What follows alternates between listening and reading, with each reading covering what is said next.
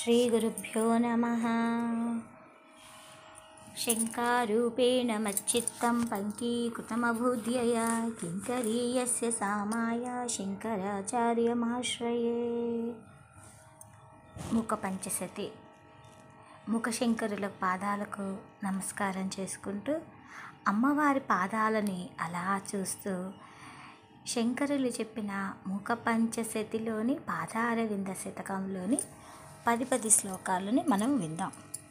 महिम्नः पन्थानं मदन परिपन्थि प्रणयिनि प्रभुर्निर्णेतुं ते भवति यतमानोऽपि कतमः तथापि श्रीकाञ्ची विहृति रसिके कोऽपि मनसो विपाकस्त्वत्पादस्तुतिविधिषु जल्पाकयति माम्.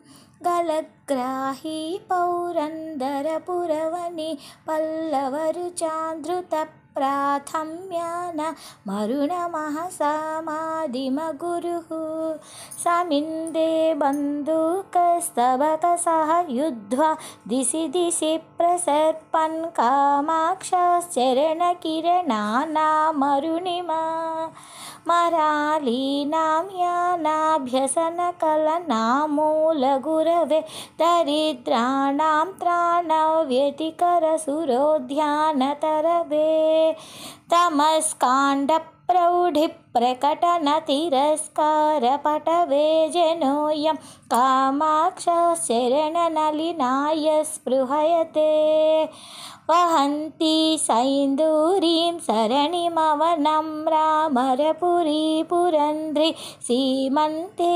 कविकमलबालार्कसुषमा त्रयी सीमन्तिन्यस्तनतटनिचोलारुणपटी विभान्ति कामाक्षः पदनलिनकान्तिर्विजयते प्रणम्रीभूतस्य प्रणयकलहस्तस्त्रमनसस्मराराते शूडनियतिगृहमेधि हिमकरः ययोः सान्द्यां कान्तिं वहति सुषमाभिश्चरणयोस्तयोर्मे कामाक्षा हृदयमपतन्द्रं विहरताम् ययोः पीठायन्ते विबुधमुकुटीनां पटलिकाययो सौधायन्ते स्वयमुदयभाजो भणितयः ययोर्दासायन्ते सरसिजभवाद्याश्चरणयोस्तयोर्मे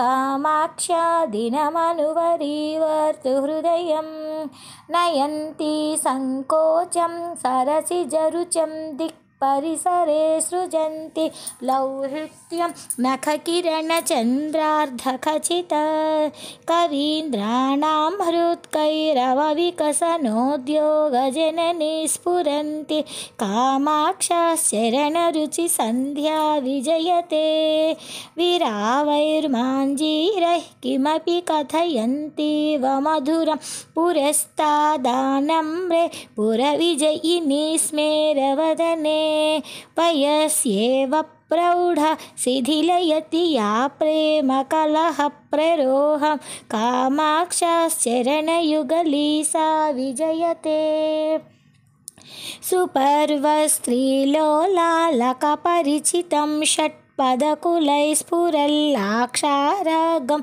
तरुणतरणिज्योतिररुणैः भृतं कान्त्यम्बोभिर्विसृमरमरन्दैः सरसिजैर्विधत्ते कामाक्षश्चरणयुगलं बन्धुपदवीम्.